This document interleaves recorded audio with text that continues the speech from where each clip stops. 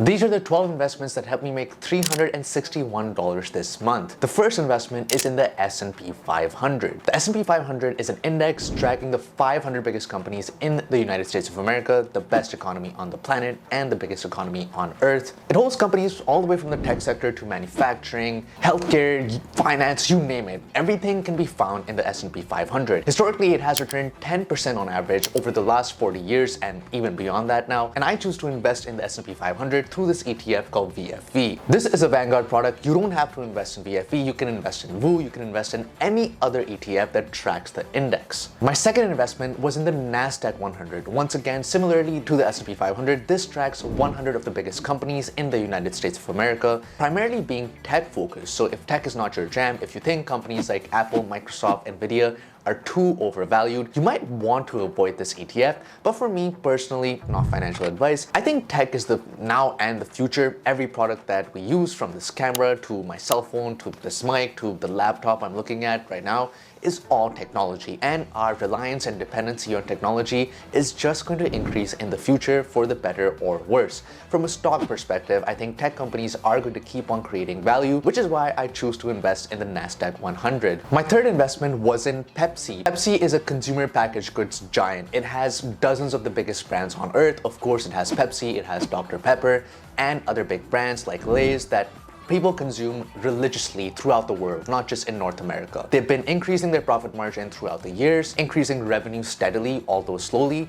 And for me, the most important part, they've also been increasing their dividend yield. Currently, Pepsi sits at a 3% dividend yield, which is extremely high compared to some of its competitors, and tells me that it is a good time to buy in, since they have been also increasing their dividends at an average of 7% over the last few years, particularly the last 10 years. Especially now the market doesn't seem to be favoring Pepsi. It is trading pretty much flat over the last 12 months, but I think it is good enough to buy one share in just because of the future outlook in terms of increasing their dividends, steadily increasing their profit margins, and having the cash on hand to acquire companies that have strong brands in the future. Not to mention, interest rates are also decreasing, which means theoretically people should have more disposable income to spend on goods like Pepsi products and other products as well. So I bought one share of Pepsi. My next investment was in Google. Tech giant, search giant. As long as people want to sell things, there's going to be advertisers out there, which Google pretty much owns at this point. Also, YouTube giant. I am making this video on YouTube. You're also consuming this on YouTube. YouTube has also been increasing their subscriber base over the past few years, and not to mention the increase in cloud revenue. Cloud revenue is extremely important as more and more companies get more reliant on technology,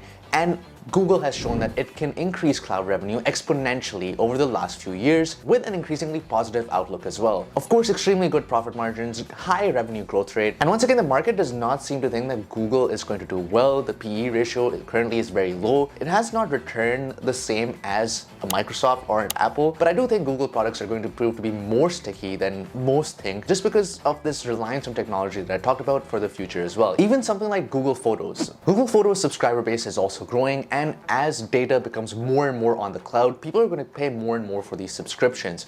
Maybe it's a more long-term play, but I think it's good enough to invest one share in. My next investment was in American Express. American Express is a credit card giant, maybe not as big as Visa or MasterCard, but they've carefully curated a niche for themselves in the travel space, particularly luxury travel.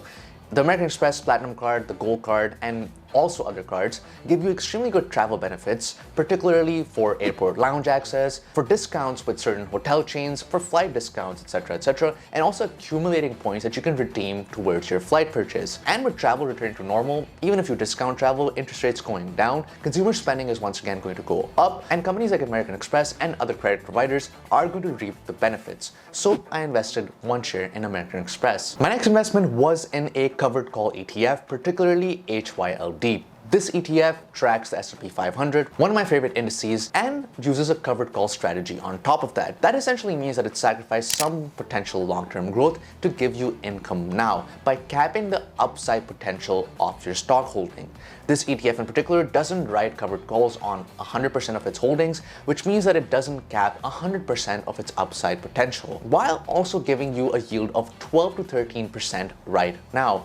The S&P 500, for example, yields around 1 to 1.5% given on the price for that month, but this ETF gives you a consistent return of 12 to 13% just because of that covered call strategy. Not a lot of money invested in this. As you can see, it's only $96 compared to what we've put for the S&P 500 or the NASDAQ 100. It's just enough to keep me interested and see where this strategy takes me. If I like it, I might add to it. If I don't like it, I can always cut down on it and reinvest my money into the S&P 500 and NASDAQ 100. Once again, two indices that have done extremely well for me in the past few years. My next investment was a leverage S&P 500 ETF. We all know what an S&P 500 ETF is by this point. You've seen me talk about it 100 times, but leverage adds an extra element to that. Essentially, if the S&P 500 grows 10% every year, if there's an ETF that applies 25% leverage to that, that particular ETF is going to grow 12.5% minus leverage costs because they have to pay interest on the loans that they take out for that leverage. Let's assume the interest cost is 0.5 basis points. It means that this ETF is going to go up by roughly 12%. You can see the benefits here. You are magnifying your returns. But at the same time, if the S&P 500 goes down 10% in 1 year, this ETF is going to go down 12.5% plus that 50 basis points or 0.5% of leverage. So this is going to be down 13%. There's pros and cons. For a long-term investor like myself, once again, just my personal opinion, I do think I can withstand that and take a bit of a risk. It's only $64 at the end of the day, and my position is $1,000, I think, so not even 1% of my portfolio. I just want to see what this leverage does for the next few years and if I'm able to see the benefits of leverage and hopefully invest more in this. My last big ETF investment in the US market was HEQL. This is also a leverage ETF, but with the extra element of all of the holdings not being US based. Still, the majority of holdings are US based and track the S&P 500, but it also holds Canadian holdings and some international holdings. This is a more balanced approach and might not give you as high of a return as a purely US based ETF like the S&P 500, but adding that leverage onto it amplifies the returns and also reduces your risk in the way that you're now geographically diversified and not just US focused. Speaking of Canada, my last ETF investment was in VDY, or the Vanguard High Dividend TSX60 ETF. This ETF pretty much tracks almost all of the big companies in the Canadian TSX60, which is the Canadian version of the S&P 500. Banks, utility companies, gas pipelines, telecom companies, insurance companies, all blue chip Canadian sectors are included in this ETF. It was beaten down over the last few years just because interest rates were low, but I decided to buy at that time since I knew when interest rates are cut, Canadian companies that are highly interest rate sensitive, particularly the telecom companies and the banking institutions, are going to see a nice recovery. That line of logic and thought did pay off since this has appreciated in price, but this also now pays me nearly $100 a month just for buying and holding. One thing I'd like to point out also is that this is not that high compared to my S&P 500 and US holdings, although I do think the Canadian market is going to do well.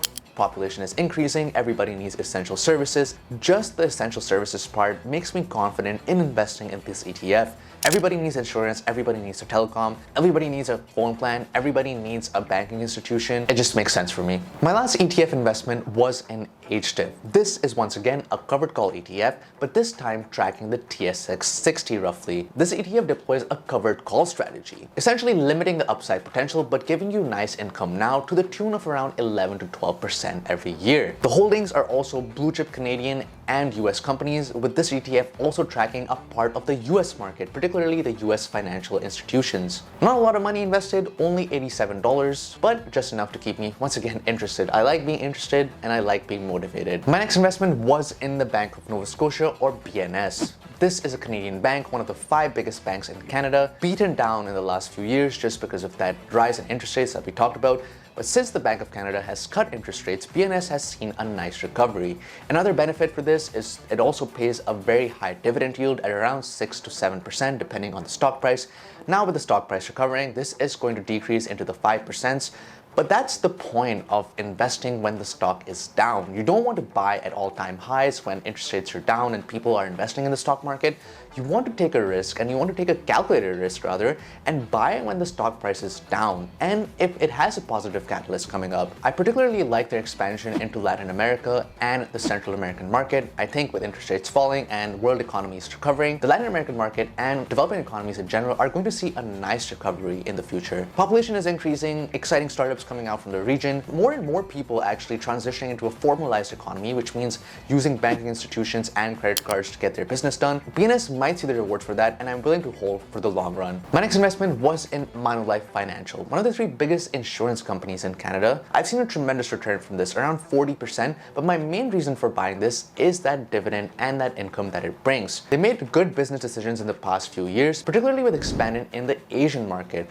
Asian markets are developing, and concepts like insurance, particularly personal insurance, injury insurance, and even life insurance are relatively new and not that widely accepted in Asian economies. By being a first mover here, or one of the first few Western companies to explore what Asian markets can bring, I think Manulife Financial is going to reap the benefits once again. Just like with the Bank of Nova Scotia, you have to understand Canadian companies now are just not Canadian based. They are trying to expand and trying to get international clientele as well. The market has responded well to this Asian expansion, and I think Manulife Financial is going to keep on growing at a steady pace in the long run, particularly when it comes to that income that it brings. My last individual company that I bought was TELUS. TELUS is a telecom company, one of the biggest in Canada, and has been beaten down in the last few years, particularly with the rise in interest rates.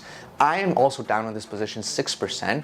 The positive side is that right now the dividend yield is around 6 to 7%, and here is where the logical risk taking comes in. Telecom stocks are extremely interest rate sensitive, particularly when it comes to expansion. They have to buy a lot of capital equipment to build cell towers and infrastructure to acquire new clients. It requires taking out capital, taking out loans, which also then necessitates paying interest. When your debt servicing is high due to the increase in interest rates, your profit margins are going to be low, and with consumer spending also decreasing because of increase in interest rates, they're not going to be able to acquire new customers easier. Now, with interest rates falling, although there's going to be a lag in the effect that comes into play, I personally thought it was a good time to get in, particularly in TELUS and other telecom companies, just because when interest rates are low, consumer spending might return to normal and they're going to have lower debt payments. A calculated risk. I think I'm being logical. I'm young enough to see if I'm not being logical, but the income is nice, income is growing, and I'll hold for the long run. Moving on to actually what you probably clicked for was the dividends. I use this app called Stock Events to track my dividends. You can use whatever app you like. This is just one that compiles all accounts for me, whereas in Wealthsimple, the broker I use, the accounts are all split up. So I'm not gonna see dividends in particular for any accounts. As you can see, all my accounts are split up here. Now this portfolio brings me $4,333.23 every single year. That turns out to $361 a month, or $11.87 a day. The yield on cost is 3.77%, and the yield is 3.3%. This essentially means the price of my portfolio has increased since I bought my investments. This is crazy if you think about it. I'm making nearly $12 a day for doing absolutely nothing. The minimum wage where I'm from in Ontario is $16.50. So I'm making nearly 1 hour extra of work every single day by not working. Then I guess I'm still a new investor because that just doesn't register. It just sounds insane that I'm able to do that just by leveraging the stock market and leveraging safe ETFs for the most part. My biggest pair is HYLD, or the covered call ETF, tracking the S&P 500 that we talked about. It brings me now over $1,000 every year. 1,000, one band, one big one. My second biggest pair is BDY, or the Canadian S&P 500, the Canadian TSX 60. This also nearly brings me $1,000 every year. Some other bigger pairs also include HDIV and VFV, and a big part of my philosophy is dividend paying companies. So Bank of Nova Scotia, TELUS, Pepsi, 3 companies that I actually bought this month, along with Procter & Gamble, BCE, and Bridge Manulife Financial, pay me a good portion of dividends as well. Some other tech companies like Microsoft, Apple, and Google also pay dividends, although the yield is extremely low, as you can see, at around 1% for some of them. The point is that they're raising dividends at a very high rate. These dividends are going to double in the next 7 years, which is exciting to see. These are not a dividend play. It's just interesting to see they also pay dividends, and is sort of satisfying. As always, smash the like button and the subscribe button. It really helps the channel out, helps me reach more people. I hope you enjoyed this, and I'll see you in the next one.